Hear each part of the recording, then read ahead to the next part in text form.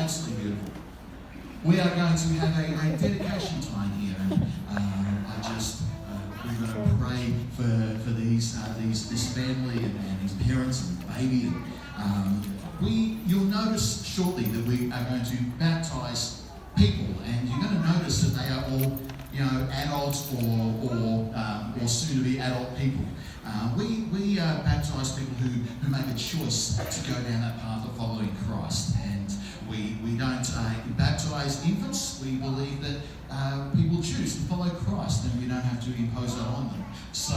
But we do pray at the outset for our children that we dedicate them to the Lord, and we see biblical precedent for that in the Old Testament. We see different people, Samuel and others, being brought to the Lord. We know that the firstborn sons and was always brought to the temple and dedicated to the Lord, and all these different examples in the Old Testament of that. And of course, children were front and centre in the crowds with Jesus, and families would constantly bring their children to Jesus and ask him to bless them and to pray for them. And people would go, "Oh, go away, but he's got adult stuff to do." And Jesus would go, No.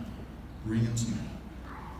And we are following that tradition. Bring our children to Jesus. And we're doing that this morning. I love going to Thanksgiving services with the Korea community. And you guys, whenever there's a birthday, it's done. A child's birthday party for you guys is special. Like, honestly, it's songs, it's worship, there's teaching, there's prayer for the kids. It's wonderful. And I know one of the verses that is often quoted, and I'm going to repeat it here, is actually from Psalm 127.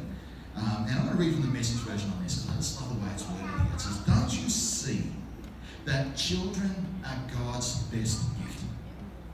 The fruit of the womb, his generous legacy. Like a warrior's fistful of arrows are the children of a vigorous youth.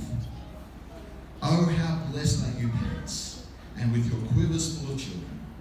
Your enemies don't stand a chance against you. You'll sweep them right off your doorstep." So it's a wonderful verse about the power of family and the unified front there, and the power of a family with their children, and the power of protection and the power of just strength that is in the family there. And a godly family shows something really special about who God is. So we are going to pray for Olu and Saviour and China.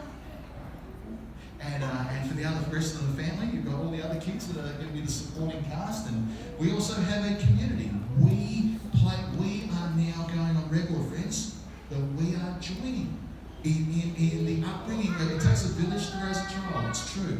Right? And it takes a church to raise families up and to support all each other in a really powerful way. So as we dedicate our Shekinah to the Lord together here, we are committing as a family to play a role in that, play our part in that. Whether you're a Sunday school teacher, whether you are going to be a future youth leader, whatever it is, we are all going to play our part in bringing her up in the ways of the Lord in different ways. But of course, the lion's share of that responsibility is going to be on these two people here.